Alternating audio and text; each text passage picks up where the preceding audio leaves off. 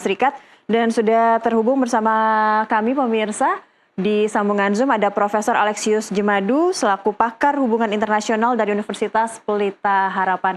Selamat pagi, Prof. Alex. Selamat pagi. Baik, tadi sebelumnya kita sudah membahas terkait posisi dan juga bagaimana menyikapi apa yang sudah disampaikan oleh Presiden Prabowo di pidatonya di KTT Palestina ini. Tapi Anda melihat sebenarnya gongnya, istilahnya begitu ya, gongnya adalah di pidato Presiden di malam nanti di depan hadapan seluruh pimpinan negara dan juga delegasi PBB begitu. Tapi didahului ternyata ada inisiasi dari Arab Saudi dan Prancis, ada KTT Palestina yang nampaknya ini lebih apa ya, bisa dikatakan justru lebih highlight mungkin ya, menjadi highlight dari apa yang disampaikan oleh Presiden nanti. Tapi Anda sendiri melihatnya seperti apa yang disampaikan oleh Presiden Prabowo dan kenapa inisiatif ini bisa muncul juga begitu dan ada kesempatan Presiden Prabowo untuk menyampaikan pidatonya pada pagi kemarin? Ya, saya melihat apa yang akan disampaikan oleh Presiden Prabowo malam nanti tidak akan banyak berbeda dari apa yang dia sampaikan di KTT ini, ya, menegaskan sikap Indonesia yang sesuai dengan jati dirinya, negara yang memproyeksikan diri sebagai bridge builder di dalam politik internasional, dan itu tegas sekali di dalam poin-poin yang disampaikan oleh Pak Prabowo secara eksplisit, ya. Harus ada negara yang memperjuangkan kemanusiaan itu secara objektif, ya. Baik itu penduduk sipil Palestina, ya, yang saat ini sedang mengalami persoalan kemanusiaan luar biasa di Gaza, maupun juga penduduk sipil dari sisi Israel. Nah, itu kelihatannya Pak Presiden memberikan keseimbangan itu, dan itu mencerminkan jati diri Indonesia, ya, sebagai negara yang ingin memberikan kontribusi bagi perdamaian dunia lepas dari subjektivitas politik, ya. Jadi betul-betul perjuangan kemanusiaan, dan ini saya menggarisbawahi keberanian seorang Presiden Prabowo untuk menyatakan bahwa inilah esensi kebijakan luar negeri Indonesia yang bebas aktif, berpihak pada kemanusiaan, ya, dan melepaskan subjektivitas kekuasaan, subjektivitas kepentingan nasional, tapi berjuang betul-betul untuk kemanusiaan secara objektif, lepas dari atribut suku, agama, etnis, nationality, ya. Nah, itu justru yang menjadi standing kebijakan luar negeri Indonesia, dan saya sangat mengapresiasi Pak Prabowo punya keberanian untuk menyatakan itu secara eksplisit, dan itu memang sesuai dengan jati diri Indonesia, ingin memberikan kontribusi bagi perdamaian dunia sesuai amanat pembukaan UUD 45 begitu. Baik. Nah, tadi kalau Anda katakan Prof, Indonesia ini sebagai bridge builder begitu, dan tadi juga sempat berbincang dengan Prof, atensi negara-negara juga terhadap Indonesia sebagai yang mendorong perjuangan Palestina ini juga besar begitu ya. Apa yang harus dilakukan juga oleh pemerintah Indonesia mungkin melalui sikap dari Pak Prabowo juga untuk konsisten sebagai bridge builder ini, Prof? Ya, itu pertanyaan yang penting.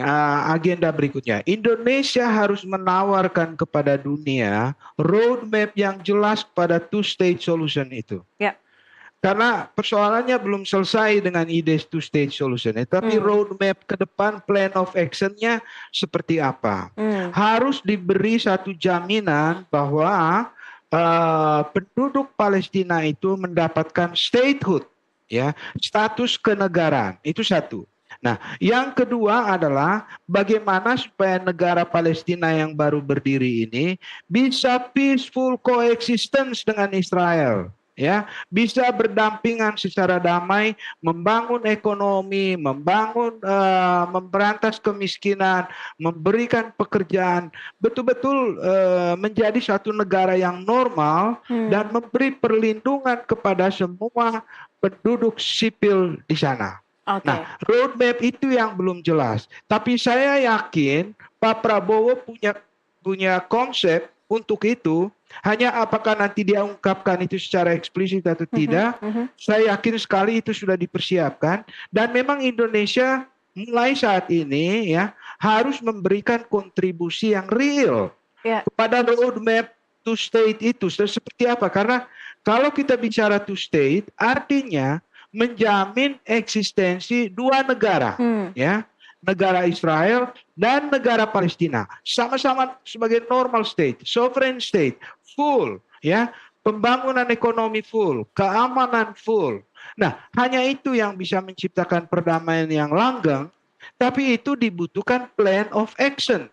Ya, dibutuhkan roadmap yang jelas, dan Indonesia mempunyai kredensial untuk bisa berkontribusi di situ, ya. Jadi selama ini kita beri bantuan kemanusiaan itu sudah baik, tapi belum ada aksi konkret untuk mewujudkan roadmap two state solution itu. Apa kontribusi Indonesia yang real? Ya, sesuai dengan kredensial yang kita punya. Kita bisa mengelola keragaman di dalam negeri sudah baik sekali. Kenapa kita tidak kontribusikan itu kepada dunia? Begitu. Agak berat juga tapi itu PR ya Prof ya, tapi harus bisa dilakukan ya. Prof, tadi plan of action dari salah satu solusi ini adalah ada two state solution juga begitu. Nah, di sini sudah ada salah satunya ada Inggris dan juga ada Perancis yang sudah memberikan suara mereka bahwa mereka mengakui kedaulatan Palestina. Apa yang bisa dilakukan dari plan of action ini agar makin banyak negara lagi yang bisa dan seperti apa pertarungan diplomasinya begitu dengan negara-negara lain yang masih belum mau mengakui kedaulatan Palestina? Ya, itu kan kalau Anda lihat mayoritas anggota PBB itu termasuk negara-negara barat, mereka sudah mendukung two state solution. Nah, itu modal bagi Indonesia untuk bersuara dari dunia selatan, roadmap two state solution itu tadi. Itu satu suara moral yang kuat, dan Presiden Prabowo tidak perlu ragu-ragu lagi untuk menyatakan versi Indonesia seperti apa two state solution itu. Ya, lepas dari orang setuju atau tidak setuju, tapi Indonesia harus merumuskan itu. Karena kalau kita hanya menyerukan two state solution, tetap tidak jelas, ya, apa yang mau dilakukan ke depan.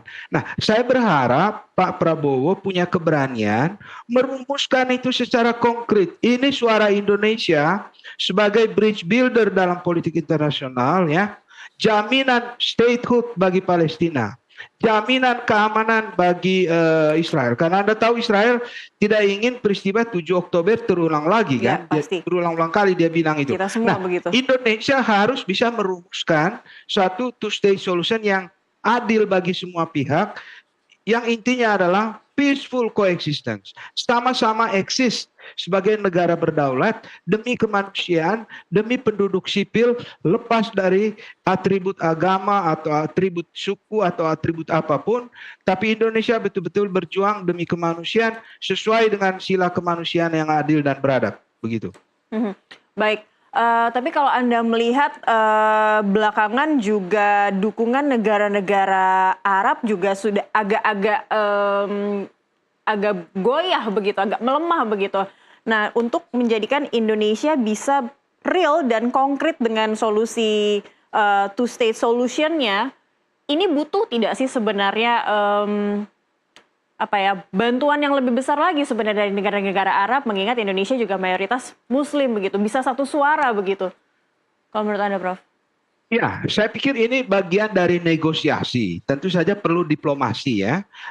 Tapi saya yakin negara-negara Arab itu juga pada akhirnya akan berpikir secara rasional. Ya, mereka juga menginginkan wilayah Timur Tengah yang stabil, ya, supaya bisa bangun ekonominya, supaya mereka bisa memberikan kesejahteraan kepada rakyatnya. Nah, pertimbangan yang rasional ini yang juga merupakan pertimbangan dalam diplomasi Indonesia, ya, mengajak negara-negara Arab itu untuk duduk bersama bagaimana jalan ke depan yang konkret untuk two state solution.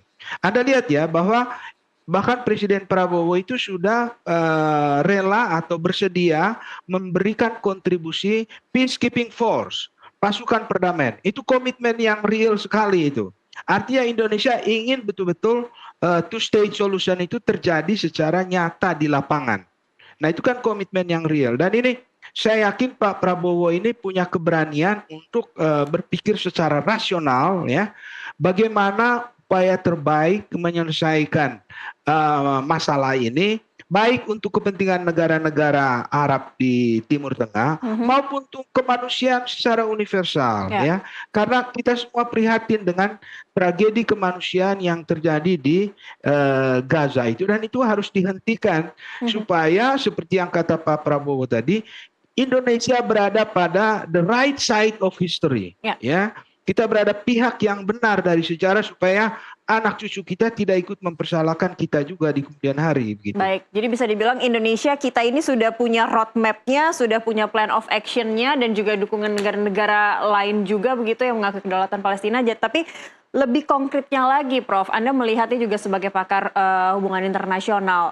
Presiden Prabowo seringkali berkunjung ke negara-negara tetangga, negara-negara Eropa, BRICS, dan juga negara-negara di selatan begitu, pasti menyisipkan pesan untuk memperjuangkan kedaulatan Palestina. Tapi apa sebenarnya yang bisa lebih konkret lagi dilakukan oleh Indonesia melalui presidennya saat memang ada kunjungan-kunjungan ke negara itu? Mungkin tidak hanya sekedar ajakan saja, tapi yang lebih konkret apa, Prof, menurut Anda? Ya, yang lebih konkret pertama Indonesia harus merumuskan dulu versi two-state solution yang dia punya itu seperti apa langkah-langkah konkretnya. Lalu itu ditawarkan kepada negara-negara Barat yang mendukung kemerdekaan Palestina. Lalu itu juga ditawarkan kepada negara-negara Arab yang bersedia mendukung Indonesia. Nah, mengapa Indonesia bisa dipercaya? Ya, karena Indonesia itu negara yang relatif bebas dengan masalah dengan tetangganya. Kita secara historis itu punya sejarah kepemimpinan internasional yang non-aligned. Ya, kita menjaga jarak, kita tidak punya masalah dengan Amerika, tidak punya masalah dengan Tiongkok, karena itu kita bisa berdiri di tengah. Nah, inilah uniknya posisi Indonesia, dan ini juga yang menjadi modal kita untuk dipercaya memainkan peran yang lebih substantif. Tetapi Indonesia harus punya rumusan dulu nih. Ya, harus punya rumusan yang tegas, two-state solution yang dia maksud itu seperti apa langkah-langkah menuju perwujudannya. Setelah punya konsep itu baru didiskusikan dengan negara-negara yang like-minded ya, yang sama berpikir seperti kita, berpikir secara rasional demi kemanusiaan, begitu. Atau bisa tidak, Prof, hasil dari KTT Palestina ini dan juga diikuti dengan pidato PBB nanti malam gitu, setidaknya satu hal yang paling dekat bisa membuat Israel segera membuka blokade bantuan kemanusiaan begitu. Bisa tidak sebenarnya? Anda melihatnya ada tidak kemungkinan dengan adanya KTT dan acara pidato nanti malam, sidang majelis umum nanti malam? Iya, apapun yang diperjuangkan Presiden Prabowo untuk kemanusiaan itu patut kita dukung. Kita harus apresiasi. Dan ini menjadi momentum untuk melakukan suatu collective pressure ya kepada Israel bahwa penyelesaian secara militer itu hanya akan membuat masalah baru ya, dan kemanusiaan, koridor kemanusiaan bantuan itu harus dibuka karena ini demi kemanusiaan. Nah, setelah itu baru kita rumuskan bersama bagaimana two-state solution ke depan itu berbasis dukungan negara-negara Barat itu, dukungan negara-negara Arab, dan Indonesia berada pada garda terdepan ya, sesuai dengan kredensial yang dia punya untuk merumuskan two-state solution itu, dan jangan disia-siakan momentum yang ada ini. Baik, kalau untuk dari tekanan internasional begitu, tekanan internasional yang terjadi di antara Israel dan juga Palestina, ini sejauh mana juga bisa membuat dari sidang Majelis Umum PBB ini nanti bisa membuat tekanan-tekanan itu berubah begitu, Prof? Ya, ini kita harus realistis juga ya. Ini kita bicara di forum Majelis Umum PBB. Beda dengan Dewan Keamanan PBB. ya kan? Nah, karena keputusan dari Majelis Umum PBB itu tidak mengikat, tapi itu kan seruan moral dari mayoritas anggota PBB. Jadi ada signifikansinya juga. Nah, Hmm. karena itu untuk menjawab pertanyaan Anda tadi tidak terlepas dari peran Presiden Trump Amerika Mhm, Serikat ya. mhm, mhm. Memang harus diikutkan di dalam perundingan ini bagaimana menyelesaikan masalah kemanusiaan yang semakin gawat di Mhm, Gaza ini mhm, supaya penduduk sipil itu betul-betul diselamatkan gitu ya. mhm. Nah, dari kelaparan, dari kekerasan senjata itu semuanya itu harus diselesaikan dan jangan sampai ditunda-tunda karena Ya, semakin ini ditunda kekerasan di lapangan itu semakin menjadi-jadi dan itu kita tidak menginginkan itu terjadi ya. Nah, baik. disinilah kita berharap bahwa momentum kehadiran Pak Prabowo di PBB ini mengangkat standing Indonesia Mhm. yang memang punya kemampuan dan punya credibility, punya kredensial untuk memainkan peran yang lebih substantif dan lebih daripada seruan-seruan kemanusiaan yang sudah kita lakukan selama ini semua itu baik ya. Oke, Tapi belum ada langkah konkret untuk mewujudkan ide two state solution itu. Indonesia harus lebih konkret lagi gitu dan lebih baik, berani ya tampil di dunia internasional. baik. Tidak terlalu abu-abu tapi juga tidak belum belum hitam dan putih ya two state solution yang ingin dihadirkan oleh Indonesia sepertinya begitu ya Prof ya. Tapi Prof kalau melihat agenda eh, sidang Majelis Umum PBB nanti malam, urutan ketiga adalah Presiden Prabowo, di mana urutan keduanya sebelumnya adalah Donald Trump begitu. Kalau Anda membaca begitu ya, kalau istilahnya zaman Ya, sekarang cocokologinya begitu, apakah ya. eh, ini bisa menjadi kita bisa melihat Trump sepertinya sudah mulai melunak atau ada indikasi lain yang mungkin terbaca dari pakar hubungan internasional melihatnya, Prof? Ya, kita berharap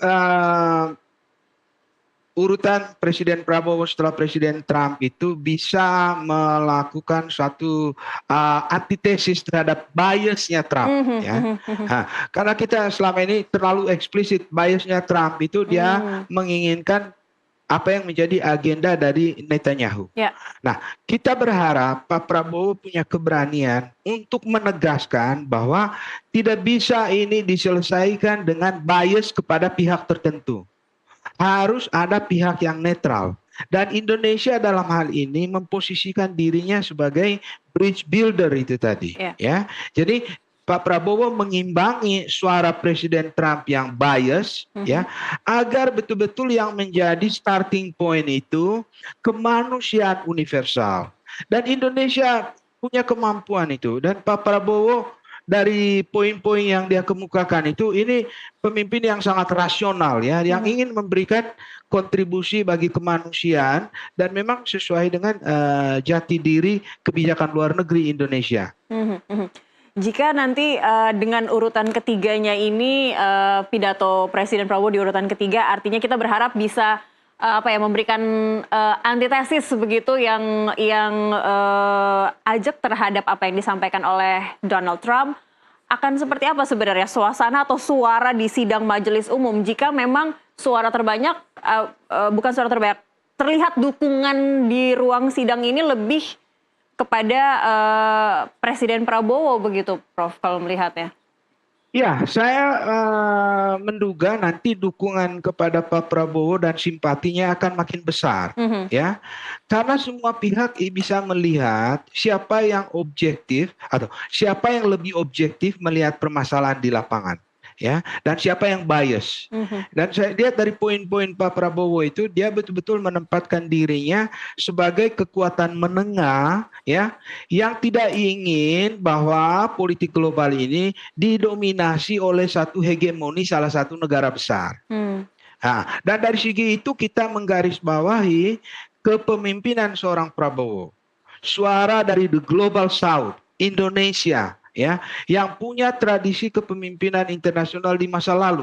Konferensi Asia Afrika, non-aligned movement, ya. Kita juga ada di G20. mmm, Kita adalah negara yang bisa menyuarakan suara-suara dari pihak yang tidak terwakili di mhm, dalam hubungan mhm, internasional.